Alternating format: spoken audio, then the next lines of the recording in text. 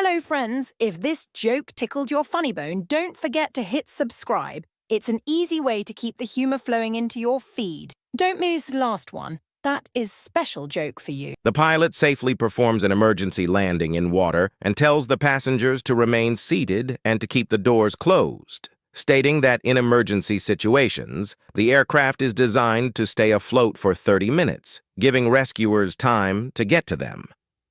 Just then, a man gets out of his seat and runs over to open the door. The pilots scream at him. "Didn't you hear what I said? The aircraft is designed to stay afloat as long as the doors remain closed." "Of course I heard you," the man replied. "But it's also designed to fly, and look how good that one worked out." A guy comes home completely drunk one night. He lurches through the door and is met by his scowling wife, who is most definitely not happy. "Where the hell have you been all night?" she demands. "At this fantastic new bar," he says, "the Golden Saloon. Everything there is golden. It's got huge golden doors, a golden floor, the works. Hell, even the urinal's gold." The wife still doesn't believe his story, and the next day checks the phone book, finding a place across town called the Golden Saloon. She calls up the place to check her husband's story. "Is this the Golden Saloon?" she asks when the bartender answers the phone. "Yes, it is," the bartender answers. "Do you have huge golden doors?" "Sure do." "Do you have golden floors?" "Most certainly do." "What about golden urinals?" There's a long pause, then the woman hears the bartender yelling, "Hey, Johnny, I think I got a laid on the guy that peed in your saxophone last night." After a while, one guy looks at the other and says, "I can't help but think, from listening to you, that you're from Ireland." The other guy responds proudly, "Yes, that I am." The first guy says, "So am I." "And whereabout from Ireland might you be?" The other guy answers, "I'm from Dublin. I am." The first guy responds, "Sure and beg or, and so am I." "And what street did you live on in Dublin?" The other guy says, "A lovely little area it was. I lived on McCleary Street in the old central part of town." The first guy says, "Faith, it's a small world, so did I. And to what school would you have been going?" The other guy answers, "Well, now, I went to St. Mary's, of course." The first guy gets really excited and says, "And so did I. Tell me, what year did you graduate?" The other guy answers, "Well, now, I graduated in 1964. The first guy exclaims, "The good Lord must be smiling down upon us. I can hardly believe our good luck at winding up in the same bar tonight. Can you believe it? I graduated from St. Mary's in 1964, my own self." About this time, another guy walks into the bar, sits down, and orders a beer. The bartender walks over, shaking his head and muttering, "It's going to be a long night tonight. The Murphy twins are drunk again." Two elderly grandparents from a retirement center were sitting on a bench under a tree when one turned to the other and said, "Slim, I'm 83 years old now, and I'm just full of aches and pains. I know you're about my age. How do you feel?" Slim says, "I feel just like a newborn baby." "Really? Like a newborn baby?" "Yep, no hair, no teeth, and I think I just wet my pants." One is a member of the Gestapo, one is an Imperial Japanese officer, and one is a fascist Italian commander. They are all sitting in their holding cell discussing what they are going to do when they get interrogated. The German says, "My superior German spirit and intelligence will make it impossible for them to break me." The Japanese say, "It is only through my undying devotion to the emperor that I will be able to withstand their torture." The Italian says, "Mamma mia." The German is the first to be interrogated, and as he leaves, they wish him luck. Nearly a whole day passes before the German returns to the cell, covered in bruises and blood. The other two ask him what happened. "Even my perfect genes could not protect me from their methods. I have failed my country." Next, the Japanese are up to be interrogated. 3 days pass, and he returns to the cell. His eyes are both black, fingers broken, and body bruised and bloodied. "I have dishonored myself and my emperor. When they release me, I must commit honorable seppuku. Lastly, the Italian is up, and he leaves already begging for his life. A whole week passes before he returns. Beaten nearly to death, he is carried in by 2 soldiers. One of the soldiers says, "I can't believe you guys broke instead of this Dago." The other 2 are shocked, amazed that this Italian could take their punishments and not break. They ask him how he did it. "I wanted to give in immediately, but I couldn't speak." "What do you mean you couldn't speak?" the others ask. "They tied my hands behind my back." To test their skills in recognizing a suspect, he shows the first guy a picture for 5 seconds, and then hides it. "This is your suspect. How would you recognize him?" The first guy answers, "That's easy. We'll catch him fast because he only has one eye." The policeman says, "Well, that's because the picture I showed is his side profile." Slightly flustered by this ridiculous response, he flashes the picture for 5 seconds at the second guy and asks him, "This is your suspect? How would you recognize him?" The second guy smiles and says, "Ha! He'd be too easy to catch because he only has one ear." The policeman angrily responds, "What's the matter with you two?" Of course, only one eye and one ear are showing because it's a picture of his side profile. Is that the best answer you can come up with? Extremely frustrated at this point, he shows the picture to the third guy and, in a very testy voice, asks, "This is your suspect. How would you recognize him?" He quickly adds, "Think hard before giving me a stupid answer." The guy looks at the picture intently for a moment and says, "The suspect wears contact lenses." The policeman is surprised and speechless because he really doesn't know himself if the suspect wears contacts or not. "Well, that's an interesting answer. Wait here for a few minutes while I check his file, and I'll get back to you on that." He leaves the room and goes to his office, checks the suspect's file in his computer, and comes back with a beaming smile on his face. "Wow, I can't believe it. It's true. The suspect does in fact wear contact lenses. Good work. How were you able to make such an astute observation?" "That's easy," the guy replied. "He can't wear regular glasses because he only has one eye and one ear." It was of a fox. Every stroke on the painting was perfect, and every color was blended together beautifully.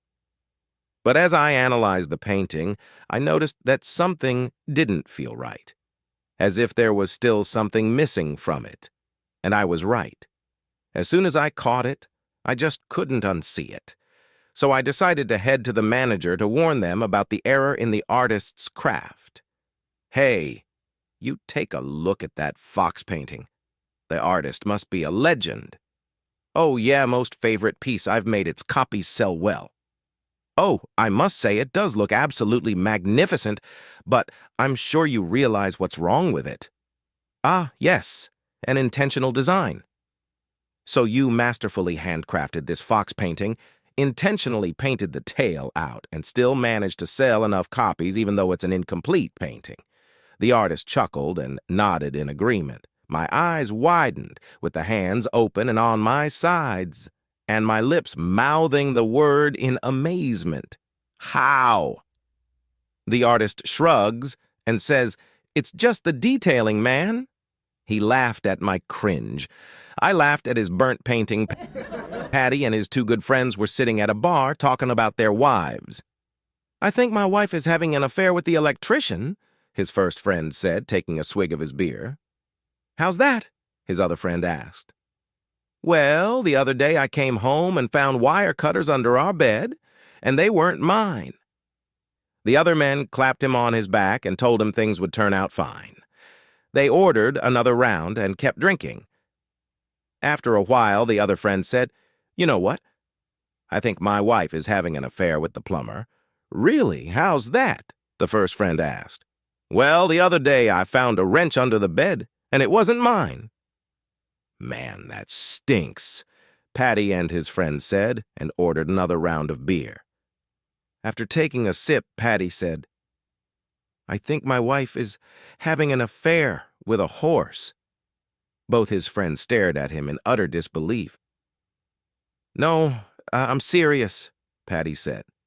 The other day I came home and found a jockey under our bed. And there was this blonde city girl who was out driving and found herself in a rural area.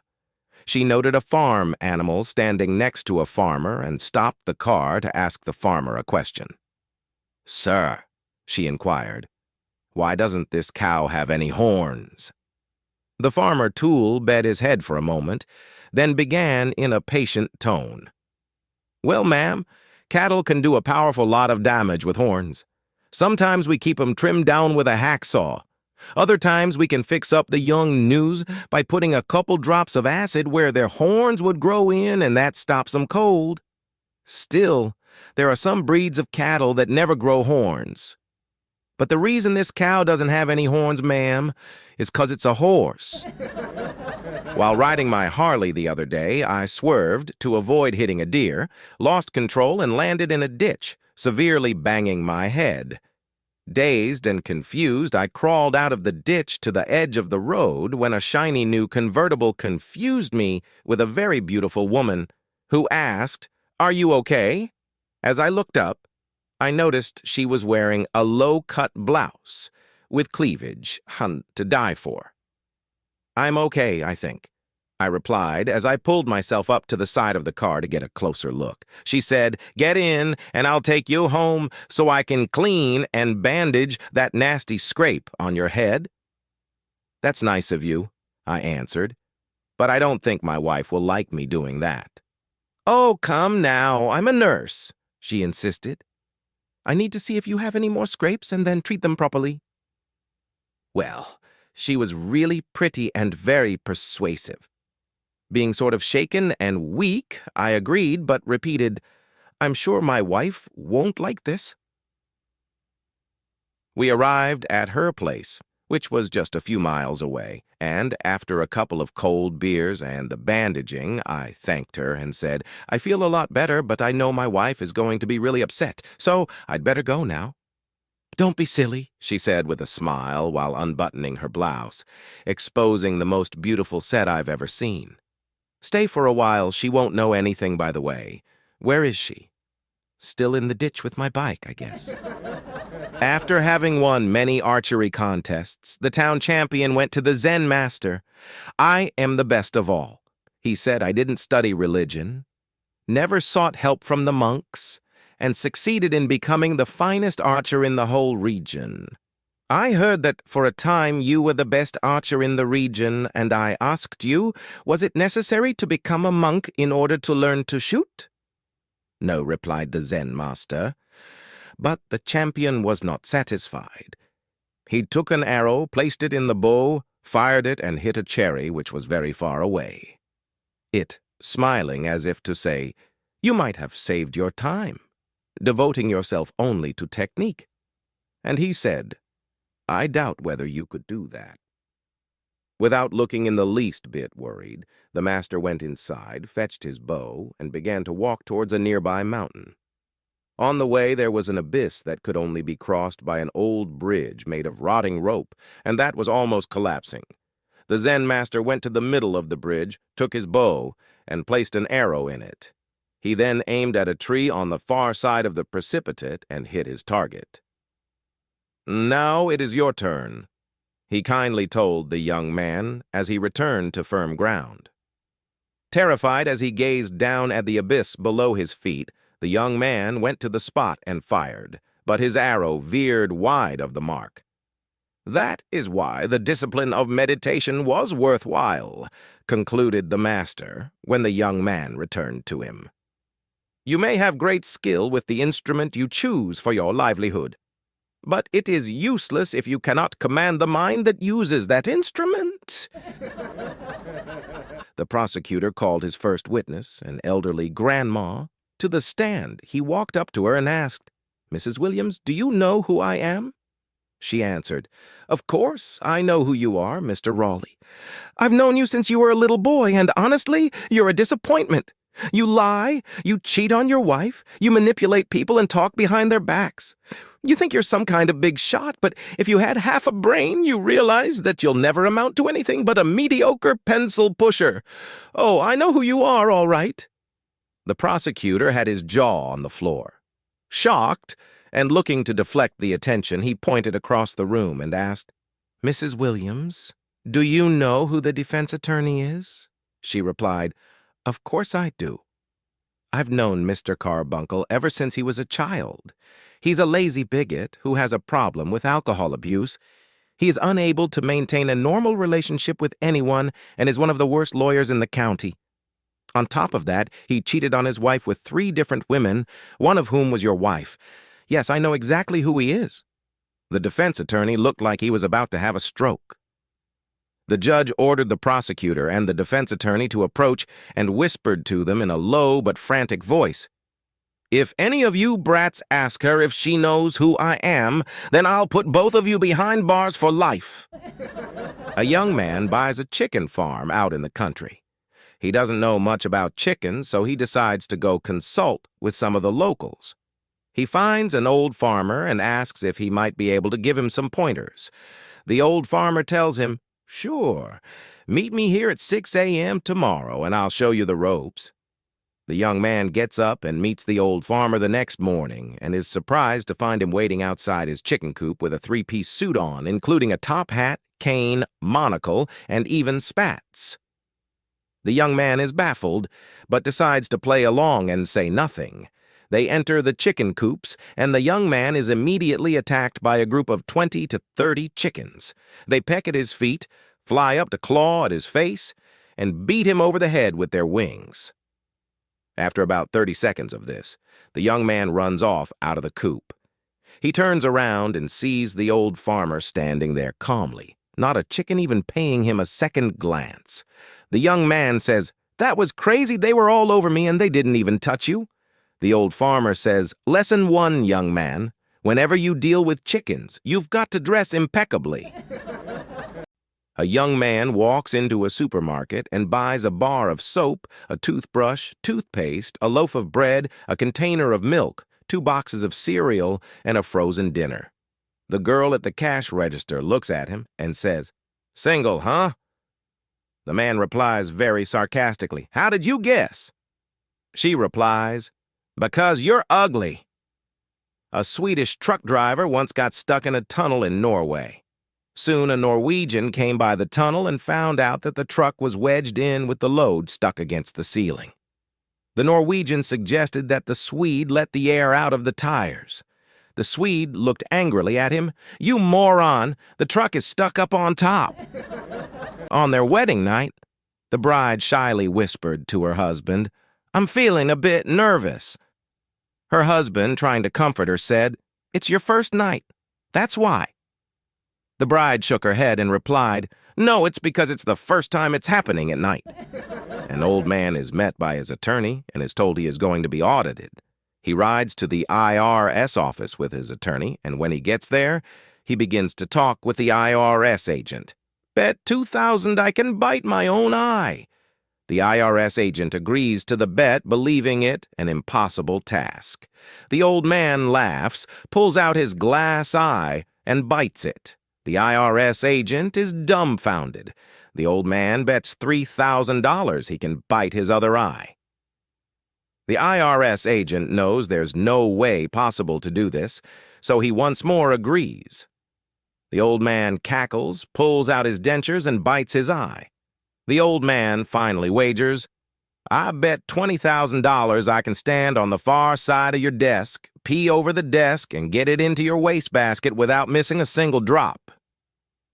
The agent knows he won't be able to, so once more he agrees. The old man indeed misses, peeing all over the desk and on the paperwork. The IRS agent jumps for joy, but then notices the attorney over in the corner moaning. "Are you all right?" asked the agent. "No. On the way over here, he bet me $400,000 he could pee on your desk and you'd be happy about it." The wife checked her husband's phone and found these names: the tender one, the amazing one. Lady of my dreams, she got angry and called the first number to find out that was his mother. Then she called the second number, to which his sister replied. When she dialed the third number, her own phone rang. She cried until her eyes got swollen because she had doubted her innocent husband, so she gave him her whole month's salary to make up for it. Husband took the money and bought a gift for his girlfriend, whose name was saved as Uncle Mike, the mechanic. He's feeling good about his chances, and as he walks into the interview room, he decides to be completely frank and honest. He shakes hands with the interviewer, and they sit down facing each other. The interviewer takes out a notepad and says, "Nice to meet you. Now, let's get right to the questions. Are you allergic to anything?" He replies, "Yes, caffeine, I can't drink coffee." "Okay, that's fine. Have you ever been in the military service?" "Yes," he says. "I was in Afghanistan for one tour." The interviewer says, "That will give you 5 extra points toward employment." He then asks, "Are you disabled in any way?" The guy says, "Yes, a bomb exploded near me and I lost both my testicles." The interviewer grimaces and then says, "Disabled in your country's service? Well, that qualifies for extra bonus points." "Okay." The interviewer continues, "Looking at the regulations, you have got enough points for me to hire you right now.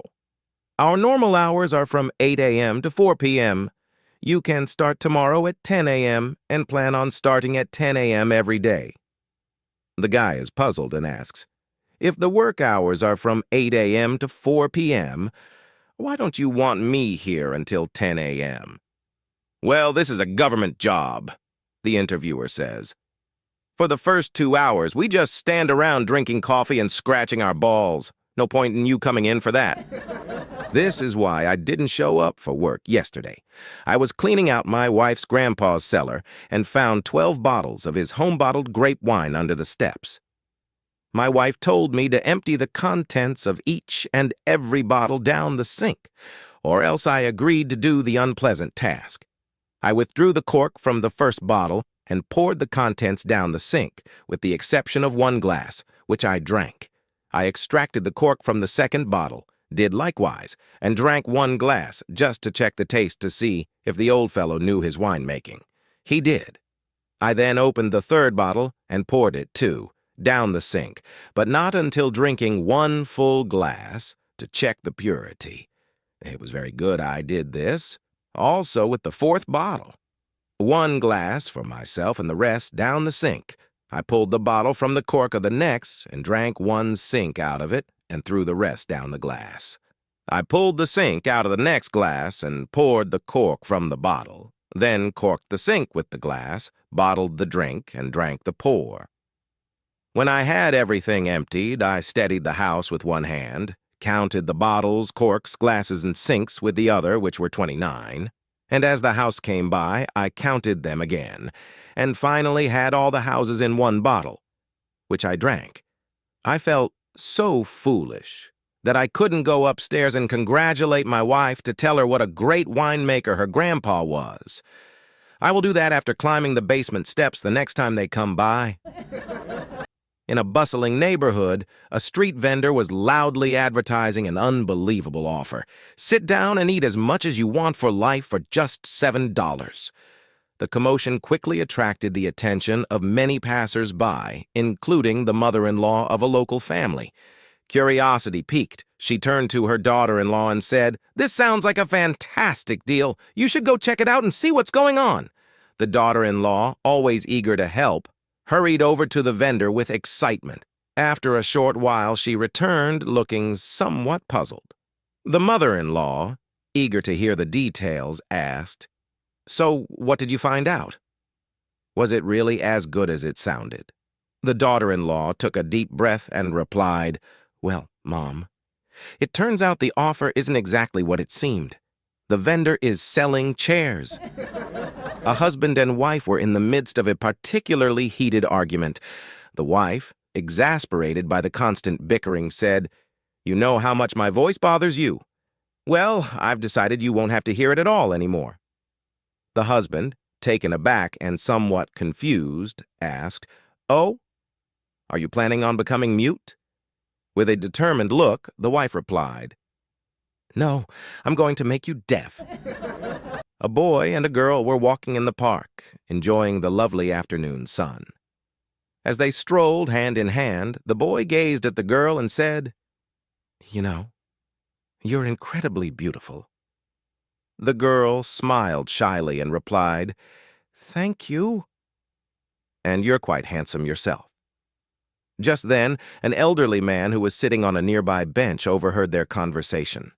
With a knowing grin, he leaned forward and said, "Let me give you a piece of advice from someone who's seen a lot of life.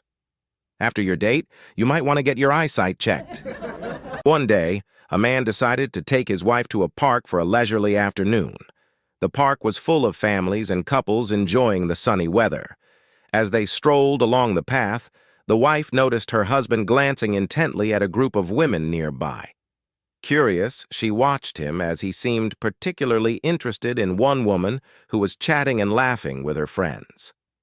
After a few moments, she turned to her husband with a puzzled look and said, "I don't understand why you're staring at someone else's wife instead of focusing on me."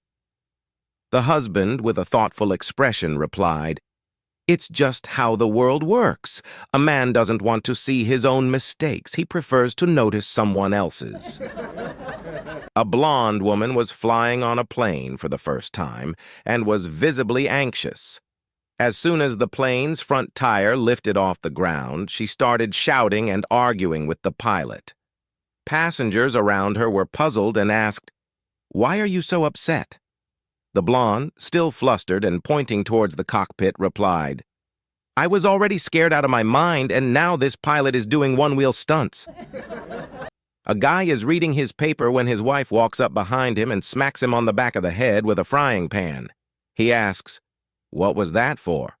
She says, "I found a piece of paper in your pocket with Betty Sue written on it." He says, "Geez, honey, remember last week when I went to the track? Betty Sue was the name of the horse I went there to bet on." She shrugs and walks away. 3 days later, he is reading his paper when she walks up behind him and smacks him on the back of the head again with the frying pan. He asks, "What was that for?" She answers, "Your horse called." Two statisticians were traveling in an airplane from LA to New York. About an hour into the flight, the pilot announced that they had lost an engine. But don't worry, there are 3 left. However, instead of 5 hours, it would take 7 hours to get to New York. A little later, he announced that a second engine failed and they still had 2 left, but it would take 10 hours to get to New York. Somewhat later, the pilot again came on the intercom and announced that a third engine had died. "Never fear," he announced, because the plane could fly on a single engine. However, it would now take 18 hours to get to New York. At this point, one statistician turned to the other and said, "Gee, I hope we don't lose that last engine or we'll be up here forever." A frog telephoned the psychic hotline and was told, "You are going to meet a beautiful young woman who will want to know everything about you." The frog said, "That's great. Will I meet her at a party or what?" "No," said the psychic. "Next term, in her biology class." Mark showed up for work with 2 very red and sore ears. "Geez, what happened to you?" asked Frank, a co-worker. "I was watching TV by the ironing board," Mark replied. "The phone rang, I picked up the iron instead, thinking it was the phone." "So what happened to your other ear?" asked Frank. "The guy called back." There was a blonde who was sick of all the blonde jokes. One day, she decided to get a makeover, so she cut and dyed her hair. She went driving down a country road and came across a herd of sheep. She stopped and called the sheep herder over. "Tell you what, I have a proposition for you," said the woman. "If I can guess the exact number of sheep in your flock, can I take one home?" "Sure," said the sheep herder. So, she sat up and looked at the herd for a second and then replied, 382. "Wow," said the herder. "That is exactly right. Go ahead and pick out the sheep you want to take home." So the woman went and picked one out and put it in her car. Then the herder said, "Okay, now I have a proposition for you." "What is it?" queried the woman. If I can guess the real color of your hair, can I have my dog back? Is special joke for you. If you're still here, I'm thrilled you enjoyed the joke. Subscribing is a simple way to stay connected. Join our community and make me a happy friend.